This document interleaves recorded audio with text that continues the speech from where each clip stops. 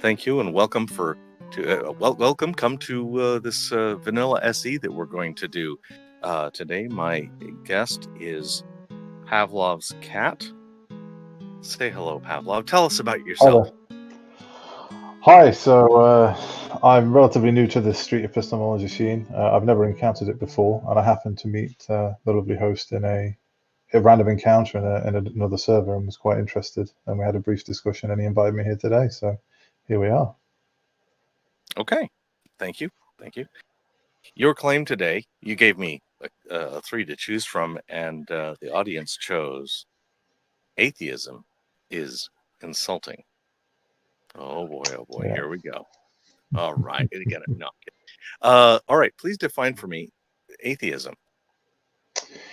So I would say atheism is a rejection of theism. Anti-theism would be the prescription. Okay, so atheism is the philosophical kind of atheism, the one that says there is no God, the positive claim there is no God. Okay. Yeah. And insulting to who, how, why, what? I think it's insulting to anybody who would fall into that category, and I also think that it's somewhat intellectually dishonest and insulting in its nature, because if you're going to take the essence of what it is to be quote unquote atheist, it's a rejection of theism, but in doing so, you're, at least it's my belief, you're lending credence to the assertion that there is, of course, some substance to theism. So before I go any further, I just want to make a disclaimer. This is not meant to offend anyone at all. All right. It's just my beliefs. That's fine. So far, this is a definitional claim. So in street epistemology, I want to bend over backwards to accept anybody's definition of their own terms. So I'm already at the place of, okay, so we're good. I hear you that atheism, the assertion that somebody completely rejects God, well, I should say, rejects that God could exist, or positively asserts that a God does not exist, is insulting to the atheists, because there's something that I'm filling in, because most atheists don't think that way. Is that why it's insulting? So I think it's a very clever trap that is created, and I don't necessarily know if people realize how the trap is formed and why it's there. And of course, those people that identify as atheists, I don't know if they are giving informed consent to realizing what they're doing. I see. And that's because there's a lot of people who aren't atheists who believe this about atheists. So by calling oneself an atheist, you take on a mantle of disfavor, a socially negative word. Yeah.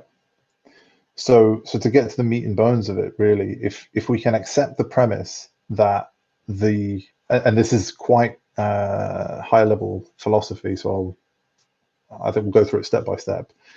If we take an analogy of happiness and sadness, when you look at what the qualia is, or the quality, or what it is to be happy and what it is to be sad, you can't experience that in isolation, in a vacuum. The happiness that you experience, or the sadness that you experience, is informed by the juxtaposition at the other end of the spectrum. So one kind of guarantees the conclusion of the other, if that makes sense. If I had extremes of sadness in my life, would my happiness be better? I think yes. I think if you only ever had extremes of sadness, you wouldn't be able to experience happiness. And if you only ever had happiness, you wouldn't be able to experience sadness. So they are required to experience each other, because if you only experience one end of the spectrum, well, then it's not anything. It's just a consistency of the status quo. Does that make sense?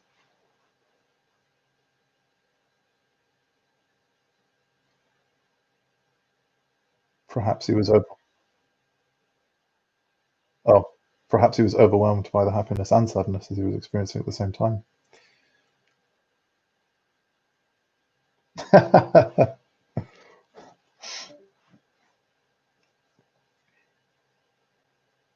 Perhaps I should fill the gap in with beatboxing. Oh no, he'll be back. That might have been me. Did I freeze? Okay. Welcome back. Okay. So what kind of fraction of my life would I need to spend profoundly unhappy in order to make my happiness a positive experience as opposed to a neutral experience? I think that it would be difficult to quantify it because that would be entirely subjective. But I think to qualify it would just be a recognition that you have to have both. They can't exist independently because one is necessary for the other. So in the same way, well, before we make that leap, so does that make sense so far? I'm not clear why, but I understand what you mean. So I'm interested in as to why I couldn't have, for some reason, an outrageously happy child who just was always happy and just was never made unhappy for some reason. Why would that not work? So this would be an understanding of what it is to be happy. So if we say to be happy is to experience one and not zero, it's like a binary, right? So they're experiencing one and not zero. But in order to make that statement, there has to first be zero and one. So there has to be two positions that they can adopt, and they could adopt one or the other. So sure, if they're lucky enough to only ever experience the one, there is still the existence of the other, necessarily so for them to have the one. Okay. What if they had no sadness, but for part of the day before breakfast, they had zero happiness? Then it would still be a spectrum with which they are. That by definition would become the sadness, if you like. Okay, so the lack of happiness before breakfast, for whatever reason, is the sadness part of their day. Yeah. Okay. Or if you like, the lack of happiness part of their day. Yep. Okay, so these are your happiest times and your saddest times are just the extremes on your personal spectrum. Yeah. Okay. So if we accept that there are certain conceptual states that are linked in a way that you can't break that link, then it would seem at first glance that atheism and theism is the same, except this is where I think the trick is, because I don't think they are linked at all. So if I say to you, for example, you've existed in a world without any discussion of any form of theism, and I turn up randomly and I say, okay, well, did you know that the entire universe was created by a giant turtle for the sake of argument? And you said, well, that sounds ridiculous. And I said, well, so you're an anti-turtlist then? Then what I'm saying is I'm defining you as something that you've not agreed to, and that only makes sense within my framework of understanding the world. So the obvious response. Yes, go ahead. Please. So the obvious response. Well, the obvious response would be, well, I'm not. No, I'm not an anti-turtlist because what you're saying is ridiculous. So no, I'm not an anti-turtlist. Does that make sense? Okay. What would be a better word if I used to be a theist? Is that a good word? A theist? Okay. If I used to be a theist and I stopped being a theist because I lost my belief that God exists, and I am not absolutely certain that a God doesn't exist, but I think a whole lot of gods are defined as a square circle, so I'll throw them out completely. I'll positively say that a triomni God doesn't exist, but there might be other gods. What's the best word then for me to use for that? Well, I think by definition, everybody's agnostic anyway. Okay. So I guess agnostic would be what I would say. Okay. Very good. Very good. If we used agnostic instead of atheist in the world, what do you think would change? I think nothing. Well, I think some things, but it would still be problematic for my cause because ultimately, in the same way that we accept that we can't have happiness without sadness, we're assuming that we can't have one without the other with atheism and theism. And this is where it becomes insulting for me and problematic, because if somebody says to me, are you Muslim? And I say no, and they say why? And I say, well, I don't think any assertions about any form of God make any sense to me. So they say, oh, so Okay. you're an atheist. The problem for me is then by saying that I am an atheist, that is putting me on the spectrum of where you have happiness and sadness. And now you have theism and atheism. And Yep. by calling me an atheist, I'm subscribing to something that passively justifies the other end of the spectrum, which I think is intellectually disgusting. Okay. So I'd be better off if I didn't even have to declare where I stood on their belief, other than to maybe talk about the belief and not define myself with a label based on my non-belief of a thing. I'm a non-stamp collector, but that's irrelevant. I'm an atheist, and that's irrelevant. Exactly, because otherwise you have a world where it's, and unlike anything else in the world, it's, if somebody turns around to me and says the virtue of life is to collect stamps, and I say that's ridiculous, and you say, well, you're a non-stampist, and you say, well, that's also ridiculous. So this is what makes it so perverse in the sense of religion. If anybody else did this in any other avenue, you'd say this person's just lost their mind, and why should I be playing your games of verbal trickery to somehow lend credence to your discussion? And yet with religion, we let it slide because it's a long-standing tradition. Okay. Hypothetically, what could you learn? Oh, and if anybody else would like to just jump in and ask some questions, I've opened up the room. I welcome further questions, as long as you're good with being opened up to the room, Pavlov. Sure. I don't want to switch you on the spot. No, it's fine. So what could you hypothetically learn tomorrow that would increase your conviction that atheism is actually an insulting term or is used insultingly? What would increase my conviction? Ooh, I don't know. I think I'm at about, I'd say at about 95% sure on my position. I think obviously you can never truly know anything, but I also am open to different ways of understanding things. So I'm not sure I could learn anything.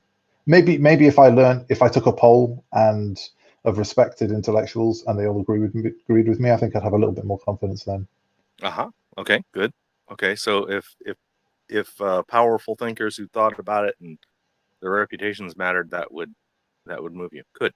How about the other direction? What would reduce your confidence? Certainly a religious experience or infallible proof that there was a God. Oh, going toward theism. Okay.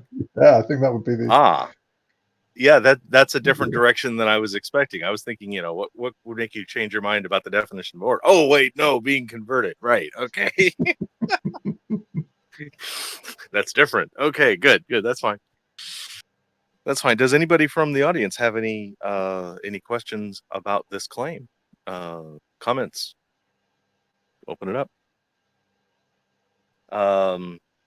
Zent says, I consider myself an agnostic atheist. I don't know for sure there is no gods, but I don't believe it. That based on the original definition. A without Gnostic knowledge and a without theist believe in one or more gods. I'm without knowledge or belief. Okay. So I think Zentz is claiming both agnostic and atheist because of the difference between knowledge and belief. Yeah. Okay.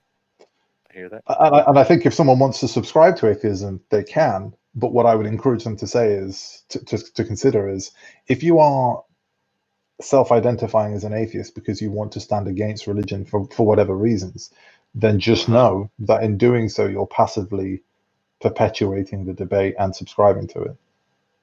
Yes. Okay. What about people who hold the word atheist as neither affirming nor insulting? That's okay. I mean, that's their choice. I think obviously you can call someone a derogative racial slur, and if somebody who is the victim of that says, "I'm not offended by it," I mean, that's okay. That's perfectly valid.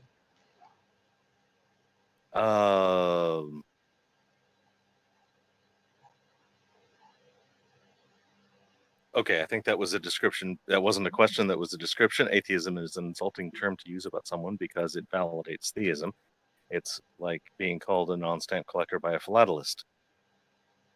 Yeah. Yes. Travis asks, can I be offended as an agnostic? Are you clear with what that means, agnostic? Yeah, and I think you can be offended with anything you like, really, ultimately. Okay. All right. Zekels asks, what's the difference between anti-theist and atheist? I don't know that there is much of one. I would say that it's a definitional difference, I suppose, and I would say atheist would be the rejection of a god, and anti-theist would be the rejection of all religion. So maybe it's like a harder lined version of it, depending on your definition, I suppose. Alrighty. You said that by calling yourself an atheist, you keep the debate going. Why is the debate about theism bad? Why wouldn't we want to keep the debate going? Why isn't this a tactic to say, I'm going to use a thing that triggers you and takes up the first 15 minutes of our whole talk? I think because if you're going to have a serious debate about it, I think, for the want of a better way of understanding this, it's like a point scoring system. So why should you give a point to the opposition before you've even started? Okay.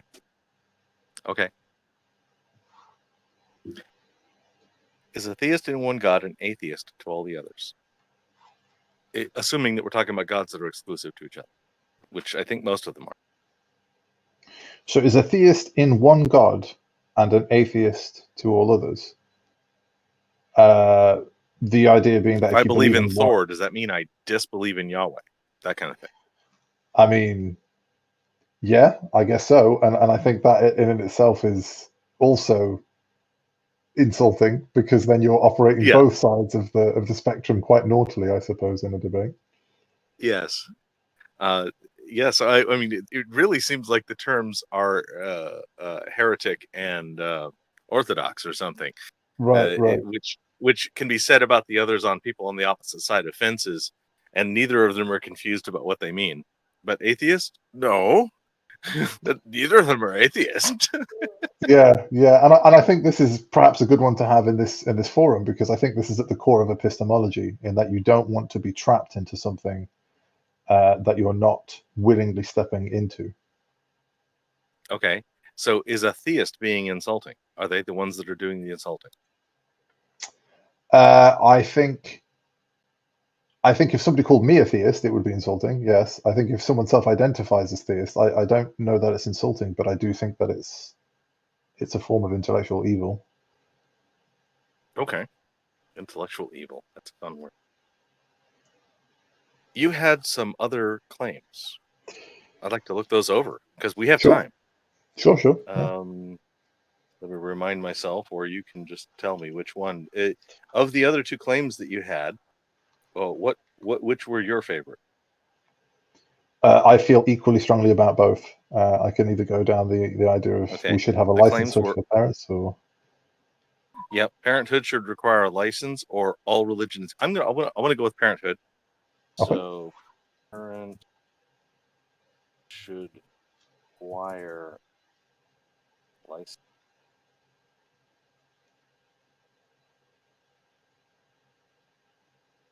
QUE. Okay, there we go. Parenthood should require a license. What is parenthood? Having a child. Okay, so you shouldn't be allowed to have a child without a license. Correct. Who administers the license, and who is allowed to have them? I would say that the license would be administered in the same way that any license is: a recognized authority on the subject, and a robust enough testing system that, as far as is possible, can do so without bias and without corruption. He says, like, there's a utopian out there that can do that, but Sure. Yeah, I hear the utopia. Okay, so should, in a perfect world, require a license. Okay, keep going. Yeah. And then who should be eligible would be anybody that can pass the tests associated with it. All right, so could you describe what kind of tests those would be? Sure. So I think there would be an element of intellectual understanding of what it is that you're trying to achieve by creating a child. So, for example, you're not simply creating a mini version of yourself as some sort of procreation trophy. You are, creating something that is going to exist in the world and have its own narrative and interact with those around them. So you have a moral responsibility to improve that child to the best of your ability, so that they can be a contributing member of society. Okay, so there is a minimum amount of effort that you have to step up as a parent, and the tests would measure whether you are capable of that effort. Yeah, so it would be breaking it down to demonstrate that they understand why, they understand how, and they are willing to implement the why and the how over a consistent period of time with perhaps, I don't know, regular reviews or something. Okay, what happens if they fail the reviews? I think then the child, in the first case, I would implement some sort of intervention process, where it's like, listen, very much the same as, I don't know about the country you're in, but we have it in the UK, which is you have this period of time where somebody's under assessment and saying, look, you're failing below the level here, and ultimately the child will be taken off you if you're not able to do this. Okay. In the US, we call it Child Protective Services. Right.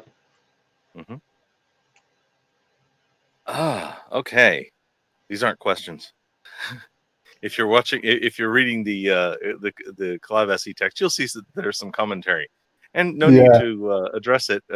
This is SE. We don't have to take other positions. Well, I'm sure they'll be able to ask you about them after. Sure. Yeah, sure. All right. So, what about people who get pregnant without a license? What happens? Then there is a discussion as to whether that is a forced termination, or whether that the child is taken by the state, or whether that the person is given the necessary training to bring them up to scratch for the license. So if they fail the class, the child is adopted. Yeah. I see. I think this is, for me, what makes this interesting, if you're willing to explore it, is the discussion of why it's necessary to have the license. Yes. Yeah. I'm very interested in why you got to this conclusion. I think in the grand scheme of things, and this is very philosophical, so human be my dalliance, I suppose. As a society, or as a civilization, we've expanded outwards and overcome pretty much all environmental issues that we're going to encounter. We can live everywhere with enough resources now. We have the technology. We've covered the planet.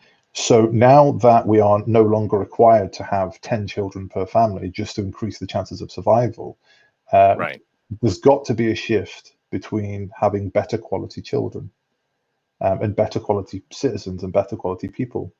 And while, okay, it is very, very dangerous to have this discussion, because it could very quickly descend into a Brave New World or some form of eugenics argument. I do think that... Why is this a slippery slope? I was just going to say, I think that's a slippery slope, and I think it's easy to slip down it, and we shouldn't, because there are steps that we can take without slipping. Okay, why is this a slippery slope, and why then isn't it?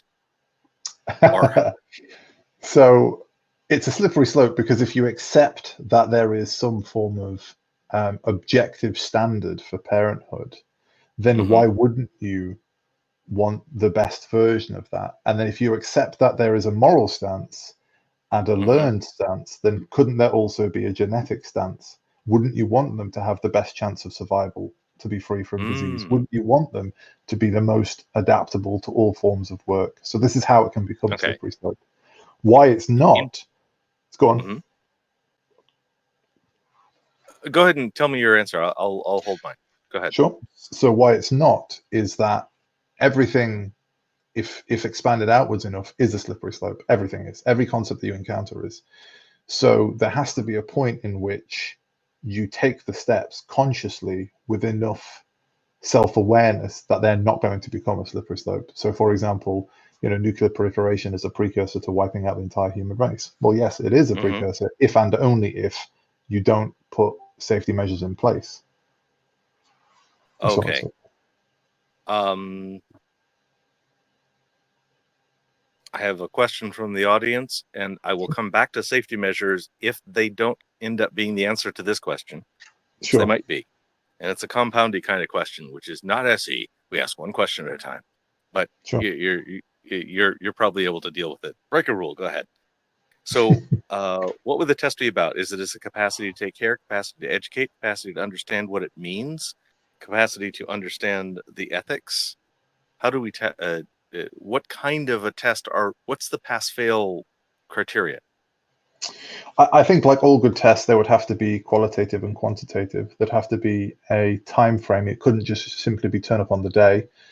And I think, there could be, in terms of the method of testing, it could be things like a written exam, a verbal exam, a role play, whatever method is most appropriate for the thing that you're trying to ascertain. Would be employed, really. So to break it down, what would the test be about? Well, ultimately be about your competency to perform the task that you're putting yourself forward to claim that you can do. Because you're saying to the society around you that I'm bringing a life into this world and I'm prepared to gamble on my capability that this child is not going to ultimately become a hindrance through my ends. Obviously, if something accidental happens, you can't account for that. But certainly when you look at the statistical data that can be drawn for things like criminal behaviors and how there is strong correlations with certain childhood factors, you can say that you have an awareness that you understand these things and you're not going to perpetuate them. So capacity to take care is obviously going to be those things. Fundamentally, if you turn up and you have significant substance misuse issues, you have significant amounts of debt due to poor money management, you have no understanding of nutrition and diet, if you can't take care of yourself, how can you demonstrate the capacity to take care of someone else at that stage in your life? And it also serves to be a flag that you need help and that society can use this to reach out to you. Capacity to educate, sure. If you don't recognize the legitimacy of educating yourself, how are you going to instill that in a child? You're obviously not going to be able to do that. Capacity to understand what it means to have a child. If you just see this child as a trophy of procreation and you're like, well, we had it because we wanted to see what it would look like, and we had it because look, it looks cute in these little shoes, then I'd have worrying I've had children. reservations. That's way too much work. Right, exactly. And then capacity to understand the ethics of having a child, of course, because you have to understand that fundamentally having a child is like being given this fresh pane of glass and understanding that everything you do is going to be imprinted on that pane of glass. And the sole job as a parent is to get through the other end of that childhood experience, to have as few smudges and as few cracks on it as possible. So back to safety measures. How do we keep this from being the slippery slope into accepting other genetically narrowing tactics? The same way we do everything else, checks and balances. I know Americans are a big fan of that. So it's, things like there has to be limits to this insofar as if you develop a capacity or you've demonstrated something, then within reason, it can't be taken away from you for political reasons. So if you have a license for childhood, you can't lose that license because you're a political prisoner, because the state deems you to be incendiary in any way. And if you have if you are giving out licenses and you notice as a society that there's a trend to a certain group of people getting the licenses and a certain group of people not, then this is a problem with the system. So if you have, for the sake of argument, more rich black people getting licenses and zero Chinese people getting licenses, there's a problem here. There is some sort of problem with either the testing or the implementation, and it needs to be reviewed. Would felons lose their license? Would what, sorry? Felons. Convicted criminals. I think that would be on a case-by-case basis, or at least grouped, because obviously grouped by offense. The type of offense, like violent crimes, but not white-collar crimes. Well, but also to do that would be putting a lot of faith in the judiciary system. I mean, if you said, for example, any criminal that was convicted of substance misuse, look at America. America's got jails that are populated by people who have been arrested for ridiculous sentences for having such minimal amounts of substances, and they're going to be categorized with the same group of people who are trafficking massive amounts of it.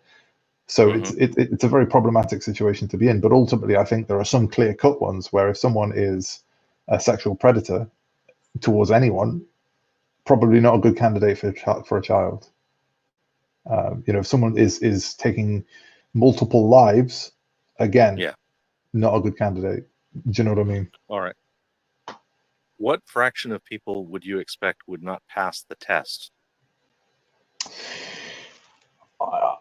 If I was in charge of the testing, probably a significant fraction. This is your perfect world. I would, I'd say probably a significant fraction initially, but my hope would be that it would be that more people would be having children, but just in the best way possible, rather than because we seem to have, as a society, ultimately we seem to have a situation where it's let's create a problem and then find a solution, rather than let's preemptively stop the problem. Okay. So to a degree, we have this system de facto in an interventional system after something goes wrong. When there is detected a problem, then there's an interventional system. Yeah. And those people aren't actually stopped from having further children. Interestingly Which is a problem. Enough. Yeah, but they might be getting looked at immediately. Things like that. So there would be issues. I have a question. One of the people wants to know more about how you came to the conclusion, more about what led you there. So I work in child protective services. I think from a US perspective, you would call me a social worker. It's not analogous for the UK, but ultimately my job is to work with children who it's no longer appropriate for them to remain in the home because either their behaviors are to an extreme level where they can't be managed and have to do so in a residential setting with trained professionals, or that the home life is no longer appropriate for them. So my specialty is conflict resolution. In the short term, it's like, you want to stab me because the Wi-Fi is not going on. I understand that. We're not going to do that. Here's how we're going to resolve this. In the long term, it's working with families to improve the quality of their understanding of what their role is. And so ultimately, I guess, to state arrogantly, you would almost say that I'm a state-sanctioned official parent, if you like, because I've demonstrated a capability through my qualifications. And what I see, funny enough, that you said, is that time and time again, when I'm assessing these situations, I'm writing reports and I'm putting 2 or 3 years into a child to undo the damage that's been done, and then I go to see the family and I'm like, so in the 3 years that I've worked on this child, you've had 8 more. I cannot keep up with this. And neither can the society. You need to stop having children because you're making the same mistakes repeatedly, but nobody's stopping you doing it. Why is nobody stopping you doing it? Because we don't have a licensing for Parenthood. Yeah. Okay. Yes, please. Sure.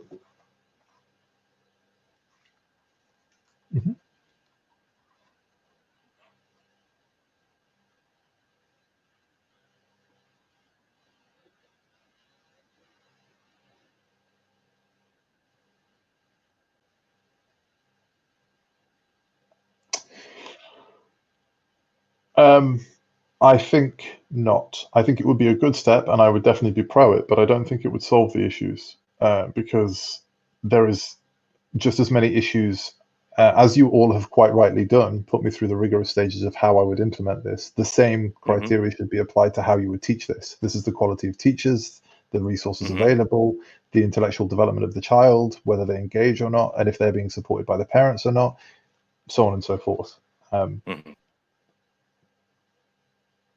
Okay. Let's see. Do you think you might have any confirmation bias about this? What do you mean by confirmation bias? Do you think that you might be affected because you see so much of what goes badly to have a bigger perception of the problem that exists, or a perception that because your work you see the positive benefits of, you would not be so much aware of the negative side? I thought this So this was actually a paper I wrote in my early academic career before it was anywhere in shape or form involved in this work. So it was something I've long believed, and then, if I'm being honest, I just got more resolute in my belief as I had these experiences. Okay, let's see. I think that's all the in questions here. So just my hypotheticals at the end. What could you learn tomorrow that would increase your confidence that we should have licensing for parenting? I think if I took the time to look at the correlations of kids going into care systems and just how damaging the percentage is when they come out the other end of things like substance misuse or likelihood of homelessness and being destitute, I think that would just serve on a global level to push me further into the position. In the UK, it's 70% chance when they come out of care that they'll result in the first 6 months to substance misuse or being homeless. Wow, 70%. Yeah.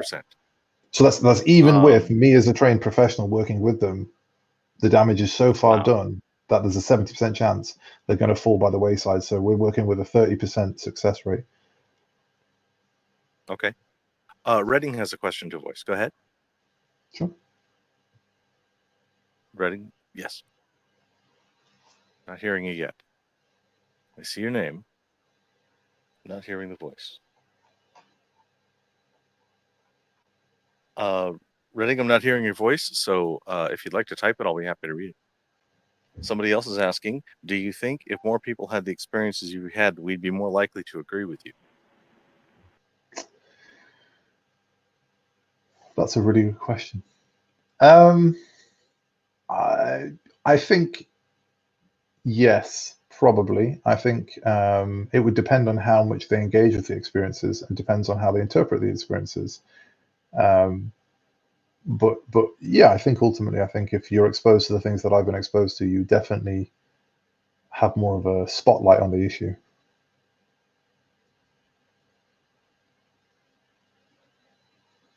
Okay. You have people who definitely agree and definitely disagree. That's good. That's good. Yeah. That's good.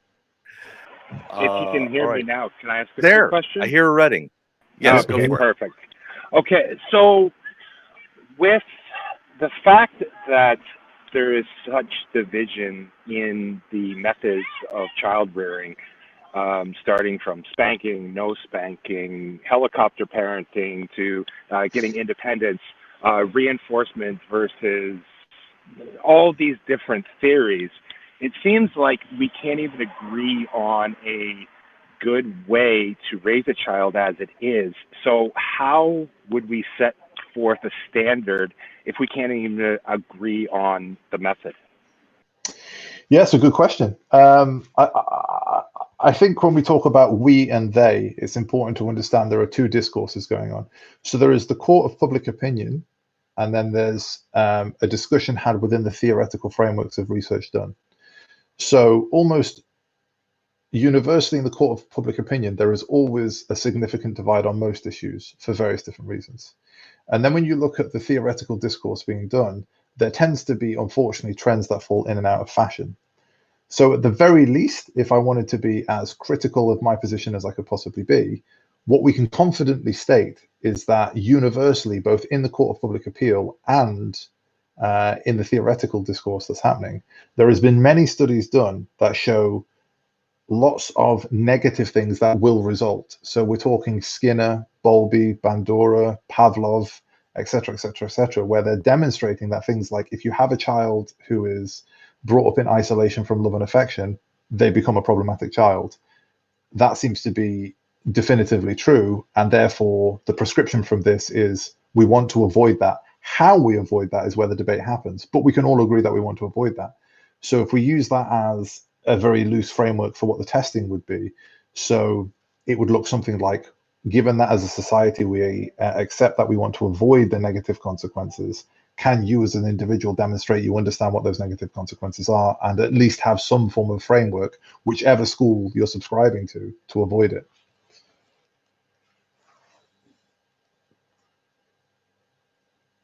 Do driver's licenses produce better drivers? No. Why would They, parenting license produce better parents? because I think the issue with why driver's licenses don't produce better drivers is because of an implementation issue, not a theoretical one.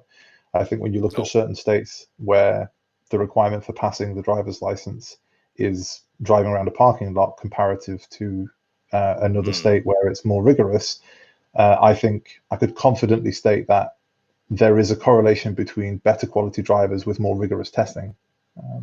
Okay. But the simple fact of having a license doesn't make you a better driver. Okay. Very good answer. Let's see. I think there's a side channel going on about socialism, but I don't think it's a question to you. I just got one quick other question. Yeah, go ahead. Sure. Yeah. Can you think of any historical precedents that may decrease your confidence? Let's say China's one-child rule.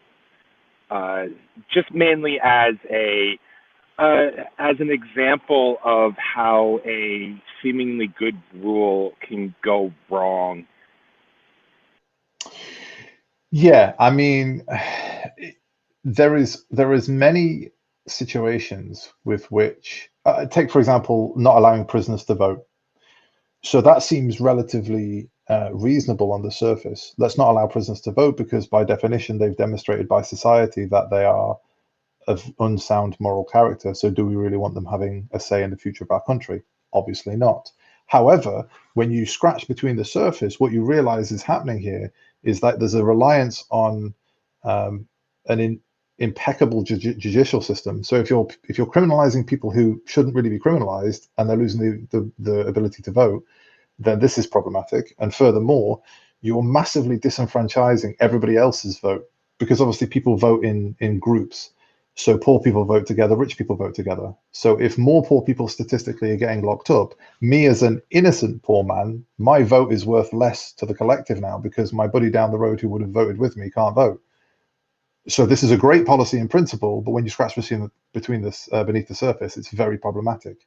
I think this is very much the case with what I'm suggesting, which is why it's important that you have a rigorous and well thought out testing process. Okay. If how much could that process be broken and this be a net negative? The same as every process. I mean, if you had an IQ test for the voting, then it would be rigged and it would be falling in all the same trappings as every system we have. Rich people would manipulate it, people would use it for power, and it would become infinitely corruptible if we let it. What I would say is that is a criticism that can be used to anything ever, which is, okay, what do we do if something bad happens? Well, you deal with it in the same way that you do everything else. Okay. I'm going to ask the other hypothetical. It might almost overlap a little of what Redding asked, but here goes. Sure. What could you learn tomorrow that would reduce your confidence that this was a good idea? If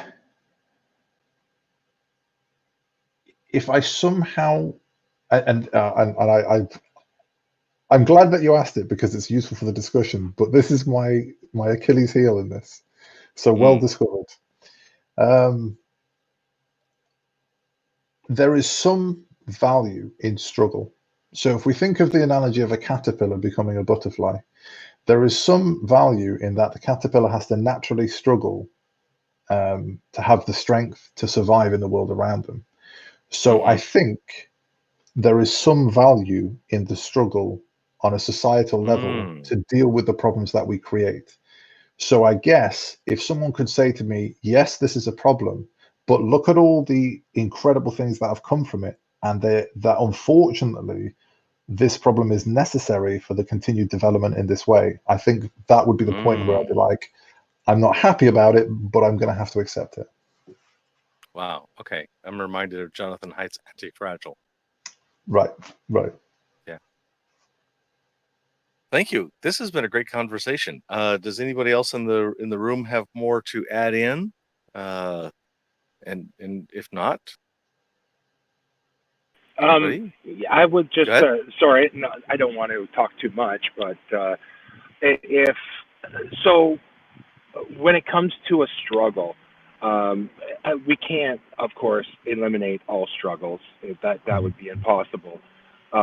It would then come to how much struggle would we want to eliminate with this license, and then kind of as an aside, if we were to implement this, and what would prevent, so like a lot of the research I've done, I have kids, so I've read into this kind of for parenting and stuff like that, and a lot of it comes from, you know, the sustainability of the parents beforehand. So can they look after themselves, let alone look after a kid, like you mentioned yourself? And a lot of that has to do with finances. So if it ever becomes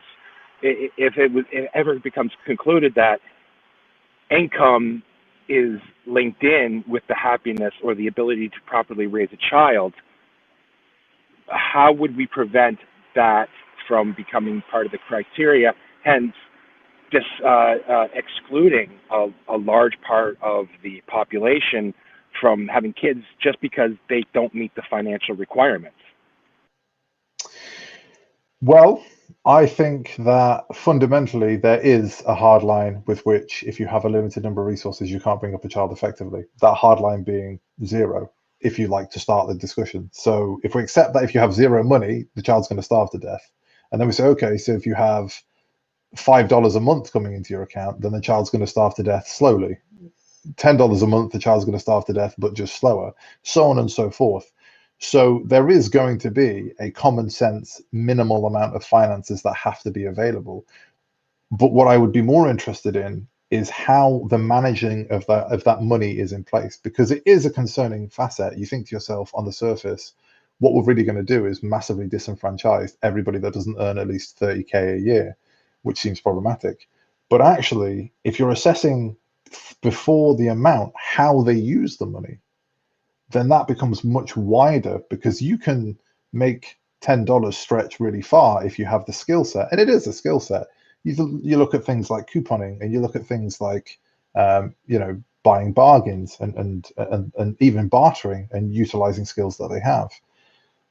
So if you looked at it in terms of a rigorous test, and you said, okay, so you're someone who is of low income, how have you survived so far? And they demonstrate that they have these skills, and they are not, having issues with their nutrition. They're not having poverty-based health issues that are avoidable.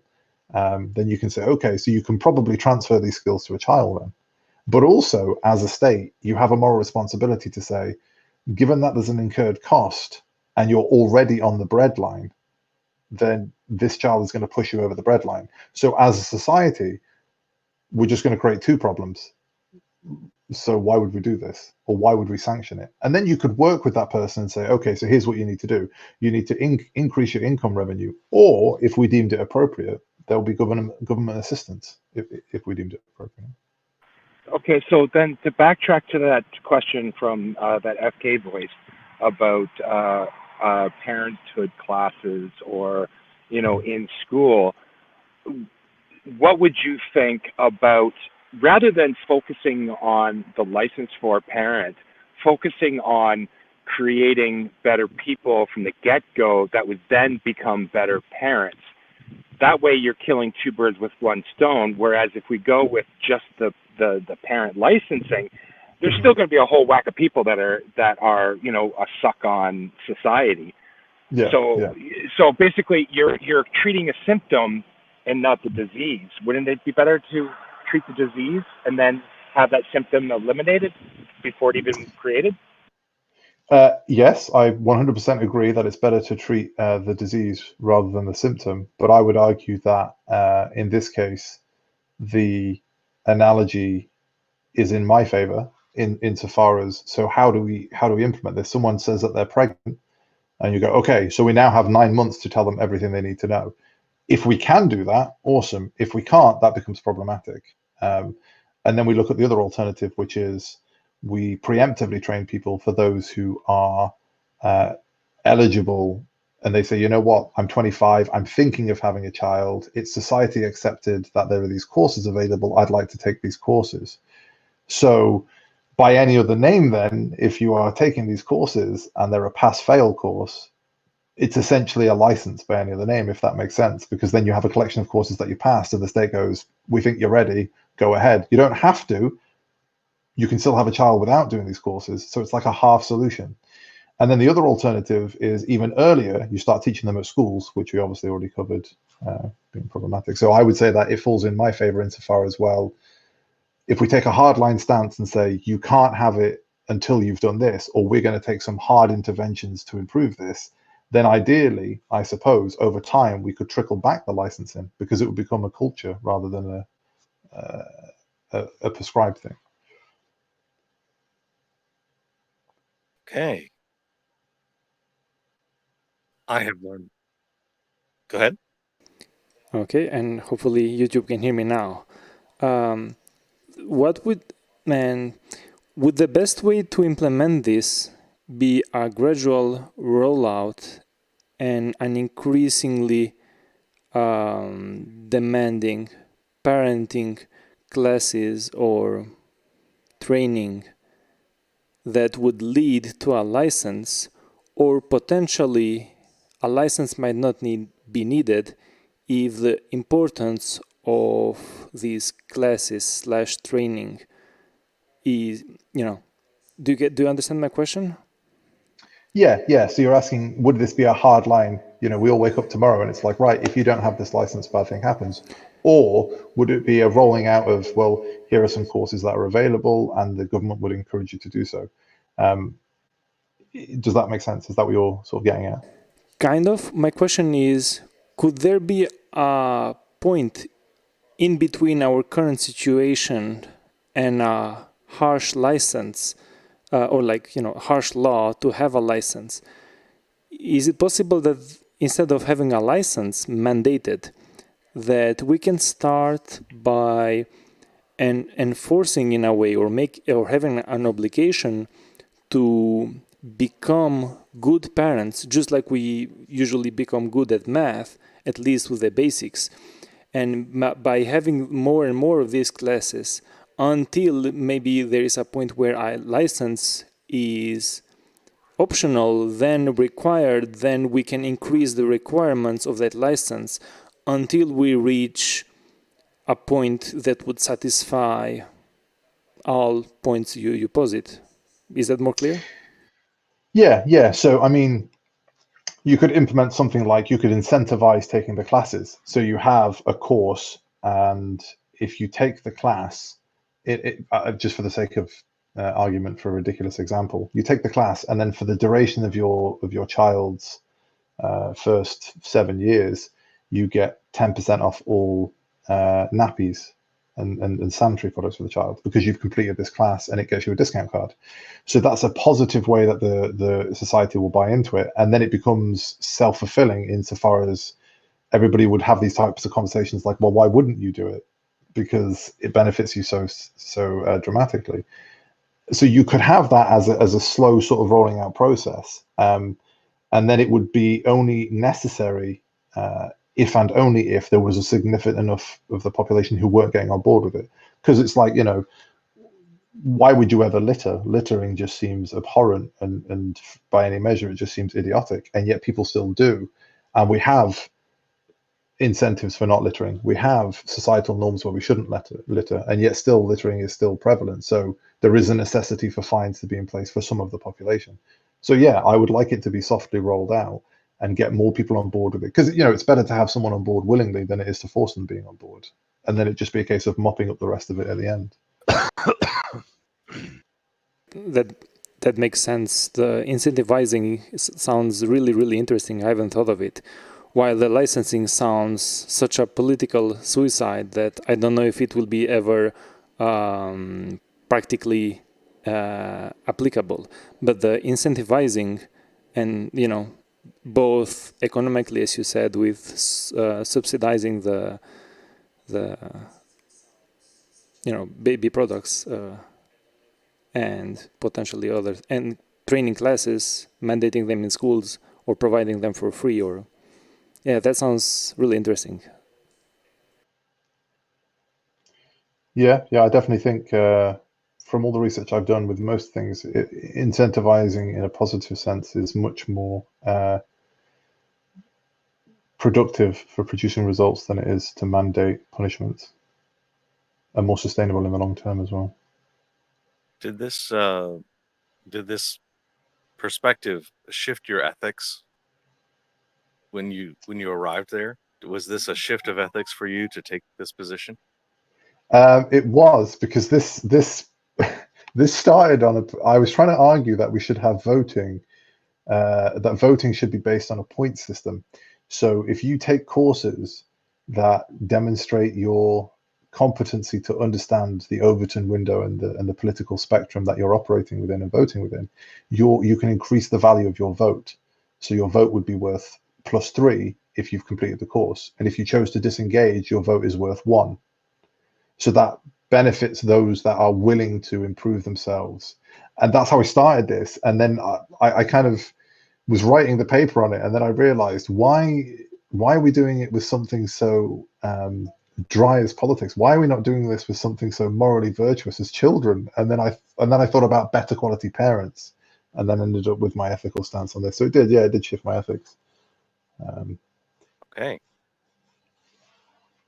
Somebody says that their son is afraid of roosters, too noisy. Yeah, it is noisy. Yes, the rooster can be quite noisy. The rooster's over there, by the way. Looks very different from the hens.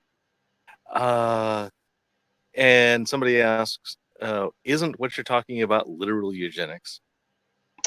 No, eugenics is the manipulation of genetics for the achievement of an objective good or an objective stance that is the superior. So it's not eugenics, no. Okay, so it's genetically independent, but it might be dependent upon class or opportunity, perhaps, because the money thing might matter. Yeah, if you wanted to sort of let's just assume that the system can never be changed and it's inherently corrupt and it will be taken advantage of, then it would certainly be social engineering at its worst, and societal moral eugenics, maybe you could argue it that way. This has been fascinating. Thank you very much for this conversation. Is there have we understood you fully? I believe so. Yeah. Okay, good. That's very important. I really appreciate you bringing your claim. Do you have anything else that you would like to tell us, or do you have questions for me? I've been hiding behind neutrality all this time, and I don't want to hide. Is there anything about this that you'd want to have me talk about? And no was a perfectly acceptable answer. Well, I'm interested to see, going through this, have I swayed your position on anything, or anybody else's in the room in this process? Have you swayed mine? No. I come from a values place that I fear government corruption too much to allow such a thing. I would agree with you in the perfect world. Yeah. But I don't think I live in any close to that perfect world, and I see corruption much more likely than I would even the benefits of it. So my assumption is that it would be a net negative. Yeah, makes sense. Yeah. Anybody else? I'm with Dali. I just don't think that's why I brought up the China's one rule. And even if you look at the social, like in your industry, I can't speak specifically for your country, but in Canada, the child welfare system in Canada is highly corrupt and racist. Like in Canada, a substantial amount of the children that are removed from parents are from Native Canadian parents, from lower income parents, where if the family, just based on the family's income, so it's just the system that we have is so corrupt. I would fear giving it even more power, even if it comes from the idea of a betterment for the children. I just don't see it happening right now. Yeah, makes sense. Lax Yeah. right. Yes, thank you. Lax writes, I think social pressure would have more weight. We need a shift in culture on children making. Yeah. Yeah, point of agreement there. And with that, we are at an hour. Thank you all for joining me. Thank you, Pavlov's. This has been fascinating for me. And get yourself back on here if you like. I think you have lots more interesting claims. So Thanks. Yeah. check my calendar and hit me up when that's good for you. Yes. Sure. I'd just like to finish on. I think the greatest gift that anybody can give anyone ever is their time. So I thank you all for yours. Thank you. Here are 5 YouTube channels I like very much. There's a longer list of these at the promoted channels over on my YouTube channel. If you are really, really into street epistemology, you want to understand how we do this method, what's going on, one of my favorite collections of resources is streetepistemology.com, provided by Street Epistemology International. They have wikied and gathered together things produced by the whole community. Thank you very much for joining us for Vanilla SE. We have this theme song. I wonder if FK can pop the theme song us for on the way out. This was written by Astrocar, and I'd like to get some feedback from people about it. It's the one that was at the beginning. And I don't hear it coming up, so we're just going to